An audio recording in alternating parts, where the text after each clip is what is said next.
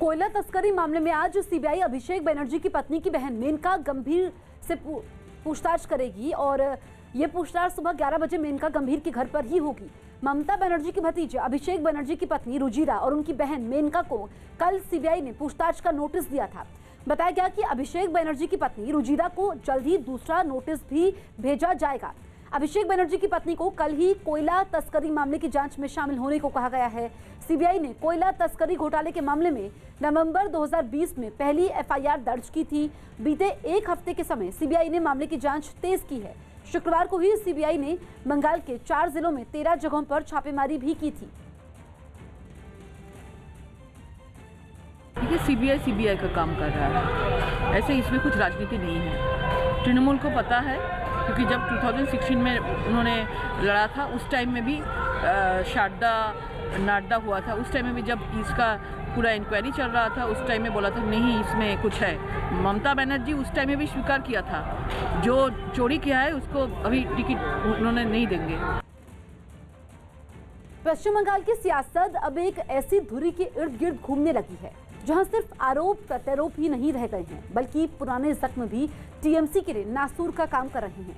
बंगाल के चर्चित कोयला तस्करी कांड में अभिषेक बनर्जी की पत्नी और पत्नी की बहन के नाम पर सीबीआई ने नोटिस जारी किया है, लेकिन इस नोटिस ने बीजेपी को ममता सरकार के खिलाफ हल्ला बोलने का मौका दे दिया है।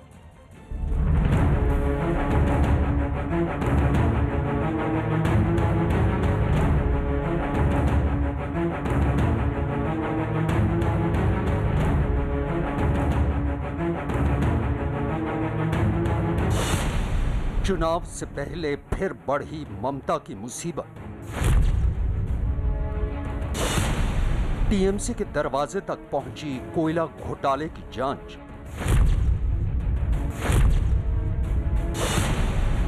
हजारों करोड़ के घोटाले पर टीएमसी को घेरने में जुटी बीजेपी। भवानीपुर इलाके के शांति निकेतन में इस वक्त एक अजीब सी अशांति पसर गई है। शांति निकेतन कोलकाता का इलाका नहीं, ममता बनर्जी के भतीजे अभिषेक बनर्जी के बंगले का नाम है। चुनावों से ठीक पहले टीएमसी सांसद और ममता बनर्जी के भतीजे अभिषेक बनर्जी के इसी घर पर सीबीआई की दस्तक ने टीएमसी के लिए मुसीबत खड़ी कर दी है। कोयला घोटाले की तपिश ने अभिषेक बनर्जी और उनके परिवार को घेर लिया है।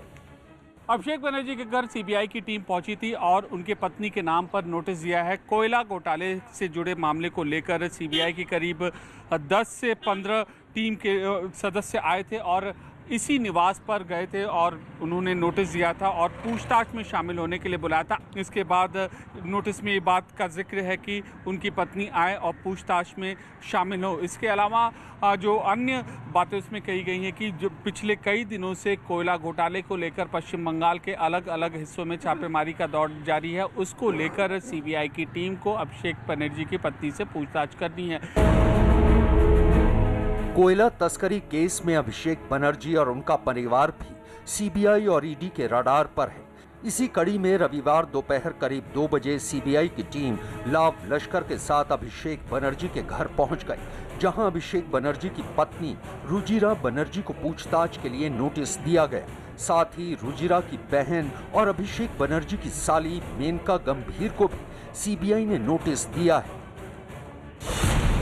सीबीआई सूत्रों के मुताबिक सीबीआई को शक है कि रुजिरा बनर्जी के लंदन और थाईलैंड के 2 खातों में करोड़ों रुपए का लेन देन हुआ।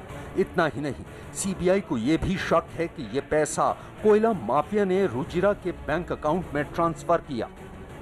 इस नोटिस से तिलमिलाए अभिषेक बनर्जी का करीब 2.25 घंटे बाद ट्विटर पर जवाब आया, जिसमें उन्होंने सीबीआई की इस कार्रवाई पर सवाल उठाते हुए कहा कि वो किसी भी कीमत पर डरने वाले नहीं हैं।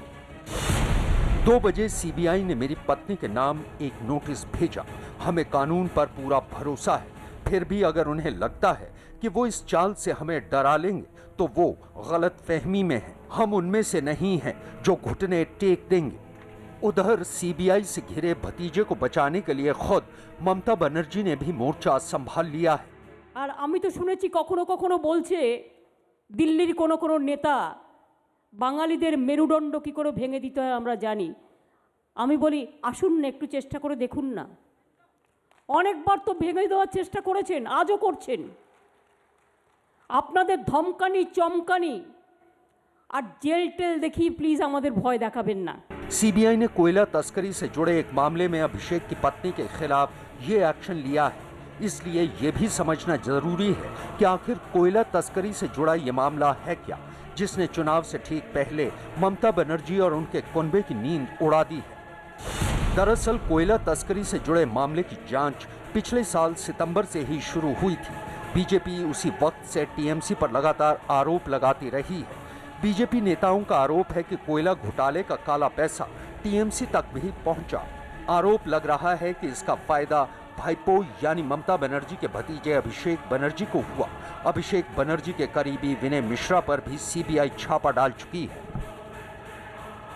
विनय मिश्रा उनके खास दोस्त थे और विनय मिश्रा के साथ विदेश गए हैं, होटल में रुके हैं। वो सारे तथ्य हमारे पास इनकी पार्टी के लोगों ने हमको दिए। इनकी पार्टी के लोगों ने हमको बताया कि किस प्रकार कोयले का पैसे की वसूली हो रही है और कौन कौन इसको कहाँ कहाँ भेज रहा है। वो हमें भी बताया था, वो सीबीआई को भी बताया होगा। अभिषेक बनर्जी ने विनय मिश्रा समेत 15 युवाओं को महासचिव बनाया था, जबकि टीएमसी ने सीबीआई जांच पर रोक लगाने के लिए हाईकोर्ट में याचिका दायर की थी। कोर्ट ने टीएमसी की याचिका को खारिज कर दिया था और अब सीबीआई अभिषेक बनर्जी के पूरे परिवार से पूछताछ करना चाहती है।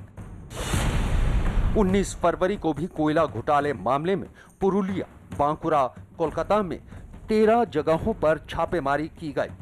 यही वजह है कि टीएमसी और बीजेपी के बीच इस सियासी जंग में अब एक नया मोड़ आ गया है। कि केंद्रीय एजेंसी द्वारा की गई इस कार्रवाई से अब राज्य में राजनीति का दौर है वो और ज़्यादा तल्ख हो जाएगा और ज़्यादा गर्म हो जाएगा, क्योंकि इससे पहले बीजेपी पश्चिम बंगाल सरकार पर प्रदेश पुलिस के दुरुपयोग का आरोप लगा रही थी। तो अब जो तृणमूल कांग्रेस के लोग हैं वो केंद्रीय एजेंसियों के दुरुपयोग का आरोप लगाएंगी। वहीं बीजेपी ने कहा कि भ्रष्टाचार से जुड़े इस मुद्दे को वह जनता के बीच पर ले जाएगी। मतलब साफ है कि इस छापेमारी का बहुत दूरगामी परिणाम देखने को मिलेगा। 2017 সালে রবীন্দ্র ভবনের মোড়ে দাঁড়িয়ে বলেছিলাম কারা কারা কোন গাড়ি দিয়ে কটার সময় কাদের থ্রু দিয়ে কোন বিনয় মিশ্র কোন ইয়ে সব তো নাম বলে দিয়েছিলেন। তারপরে তো আমার বিরুদ্ধে কেস হয়েছে, এখনও হচ্ছে, তো মানহানি মামলা হচ্ছে। তো এদের মান নেই, সম্মানও নেই।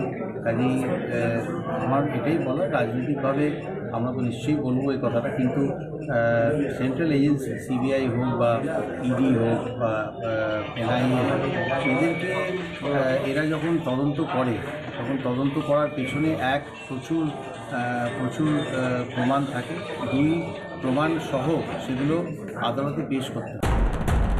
चुनावों से ठीक पहले अभिषेक बनर्जी पर सीबीआई का शिकंजा पार्टी के लिए बड़ी मुसीबत साबित हो सकता है, क्योंकि अभिषेक बनर्जी बंगाल की सीएम के भतीजे हैं।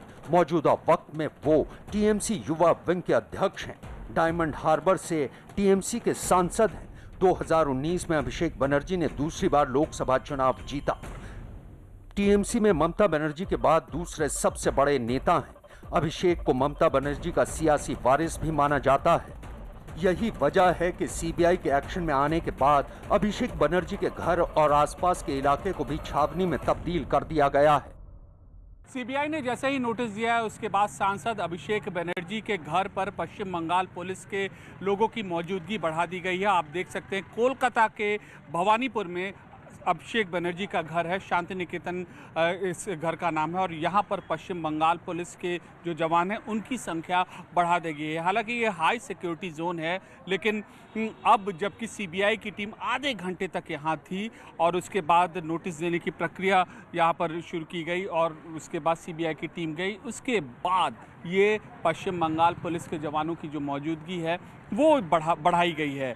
और न केवल पश्चिम बंगाल पुलिस के जवान हैं बल्कि एसटीएफ और इंटेलिजेंस टीम के भी यहाँ पर जवान मौजूद हैं।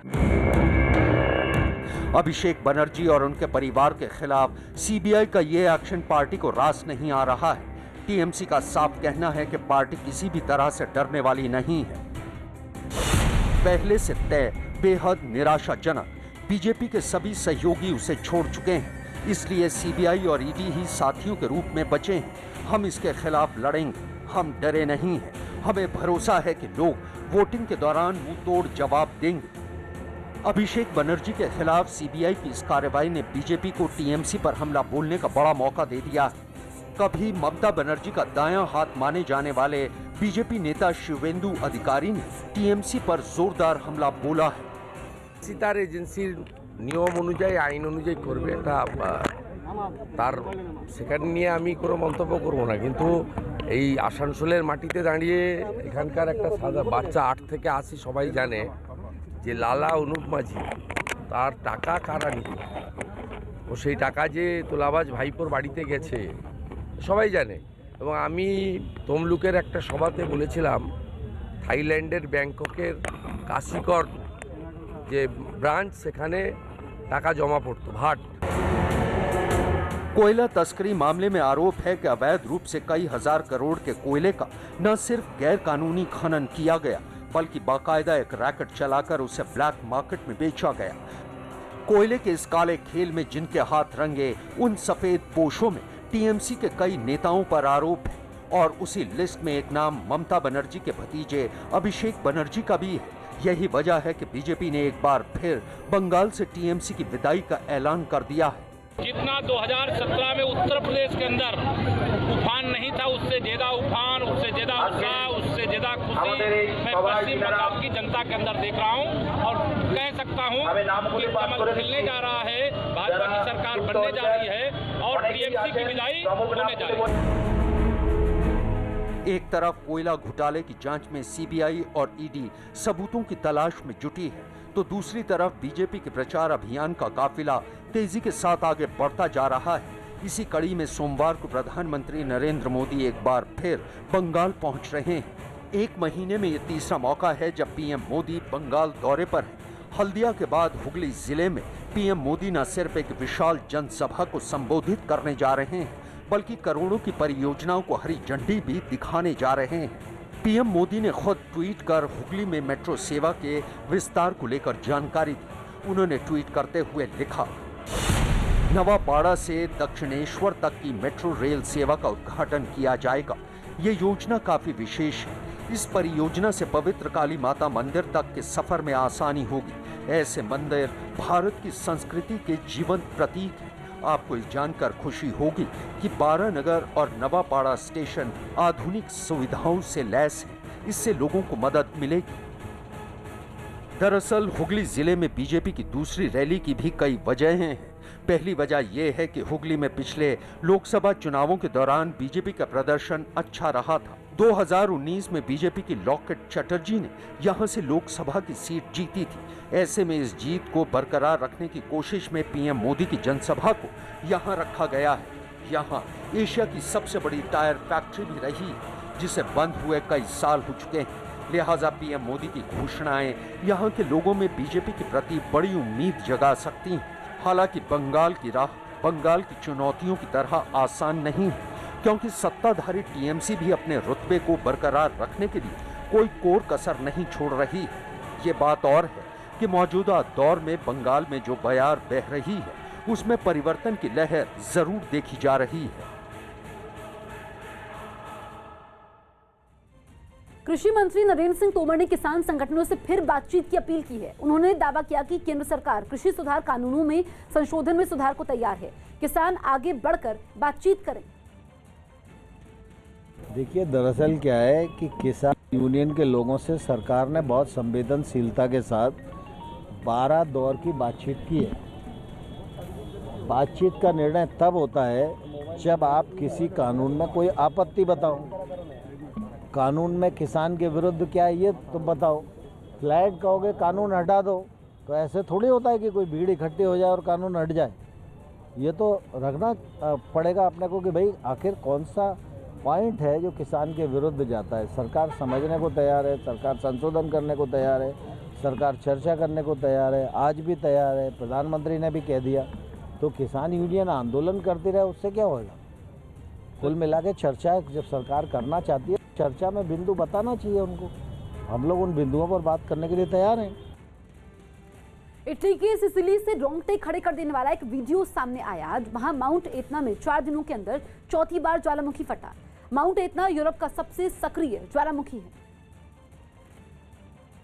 जो पिछले 4 दिनों से लगातार धधक रहा है।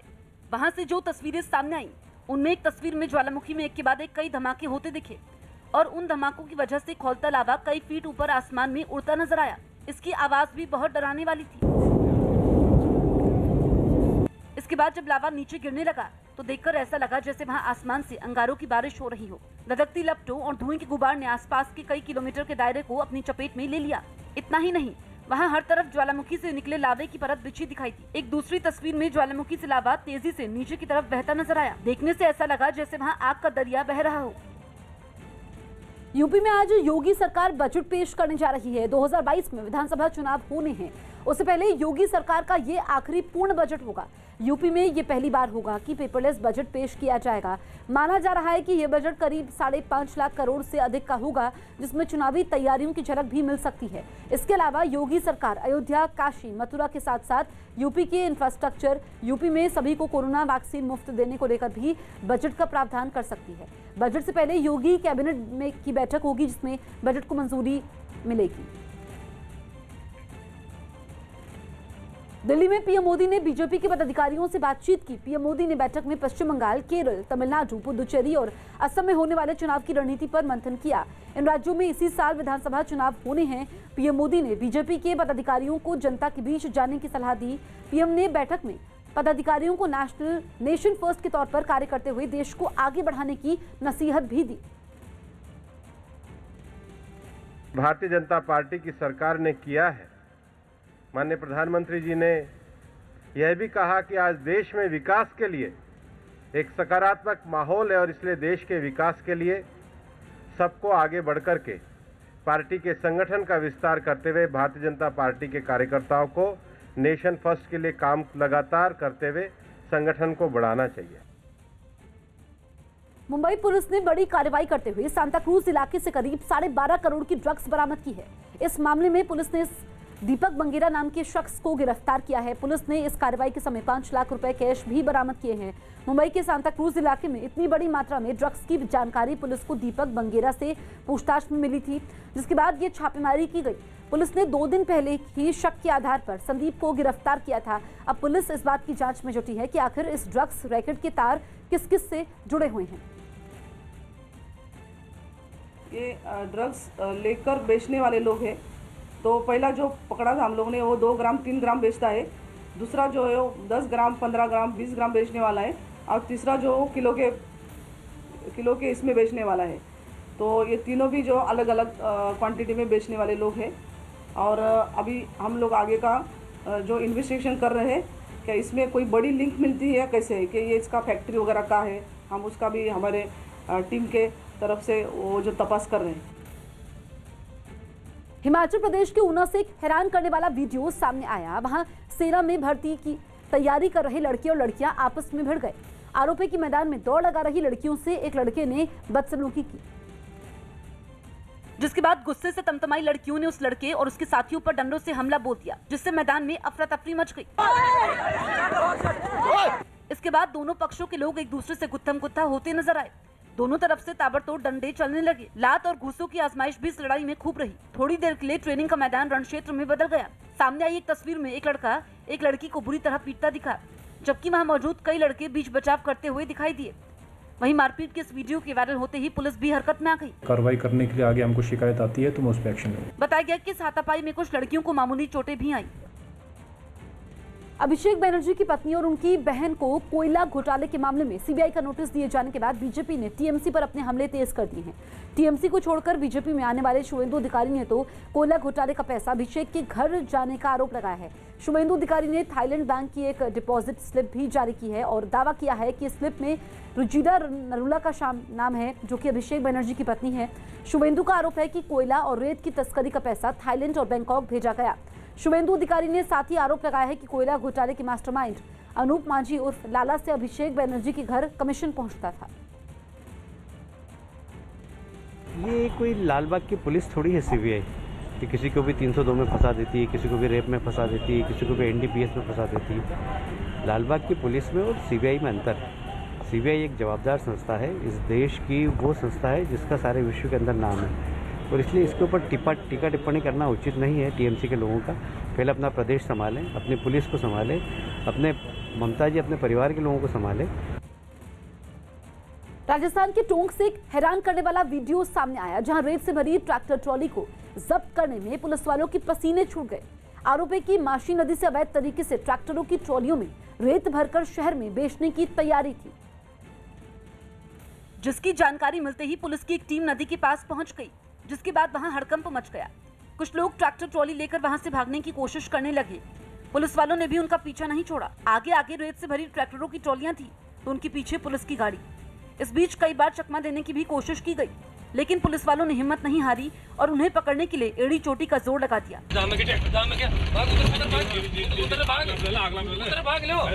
इतना ही नहीं, एक दूसरी तस्वीर में रेत भरने के लिए पहुंचे एक ट्रैक्टर का पुलिस वालों से सीधा सामना हो गया। ट्रैक्टर और उसकी ट्रॉली को जब्त करने के लिए पुलिस वालों ने अपनी गाड़ी उसके पीछे दौड़ा दी, लेकिन वो चकाने लगा। ट्रैक्टर का ड्राइवर अपनी गाड़ी को कभी दाएं तो कभी बाएं घुमाने लगा। एक बार तो ऐसा लगा कहीं वो पुलिस की गाड़ी को टक्कर न मार दे। हालांकि कुछ देर के बाद उस ट्रैक्टर को पकड़ लिया गया।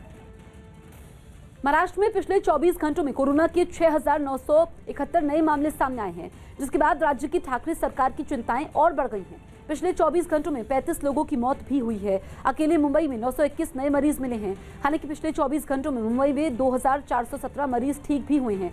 राज्य में इन नए आंकड़ों के साथ ही महाराष्ट्र में कोरोना के कुल मरीजों का आंकड़ा 21 लाख के पार हो गया है। महाराष्ट्र में अब तक कोरोना से कुल 51,788 लोगों की मौत भी हो चुकी है।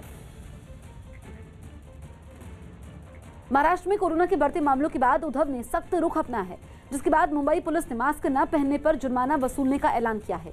मुंबई पुलिस ने ट्वीट किया कि जो भी बिना मास्क के दिखाई देगा उसके 200 रुपए का जुर्माना उससे वसूला जाएगा। मुंबई पुलिस ने ऐलान किया है कि बाइक पर बिना हेलमेट होने पर 500 और कार में बिना सीट बेल्ट होने पर 500 रुपए का जुर्माना लगाया जाएगा, जबकि मास्क नहीं लगाने पर 200 रुपए का जुर्माना लिया जाएगा।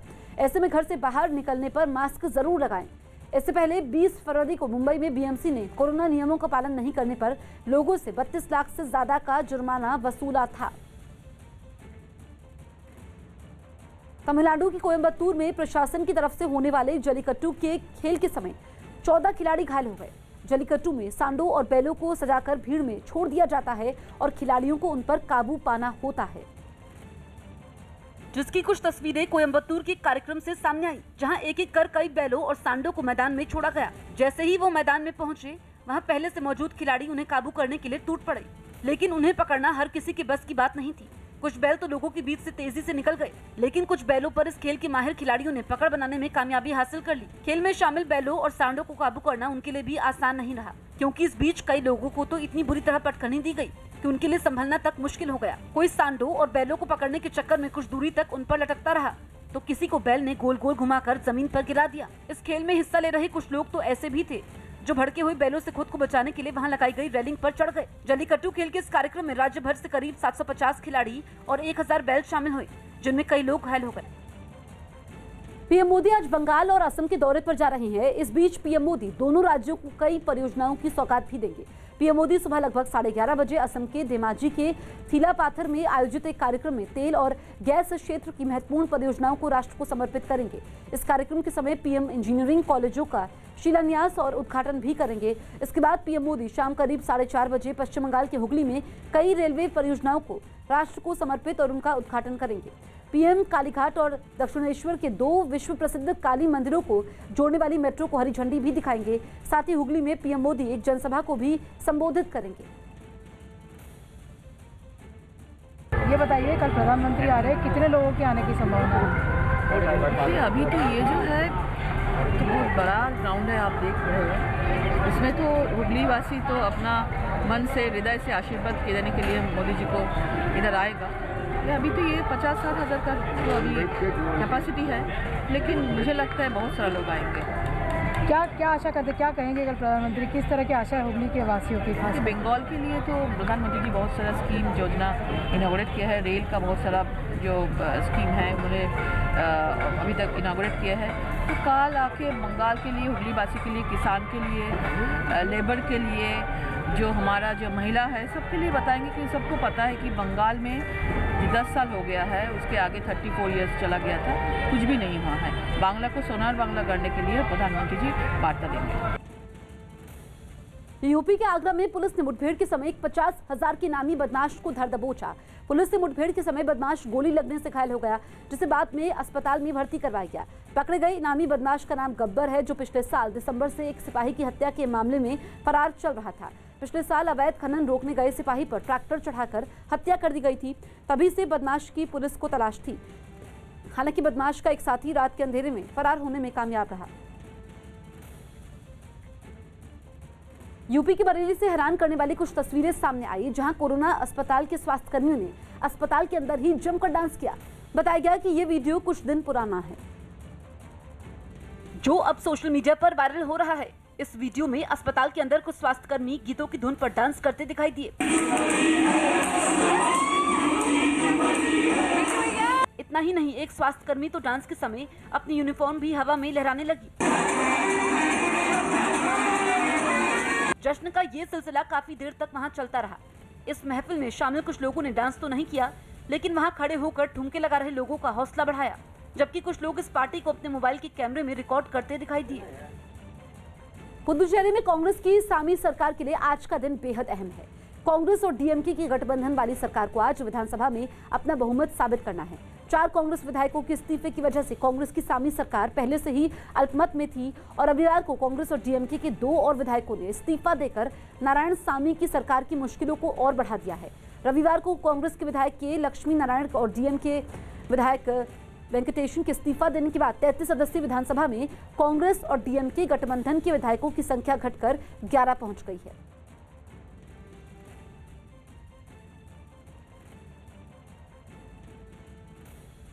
Finally, we have decided that we will disclose our strategy in the floor of the House at the time when the Assembly commences.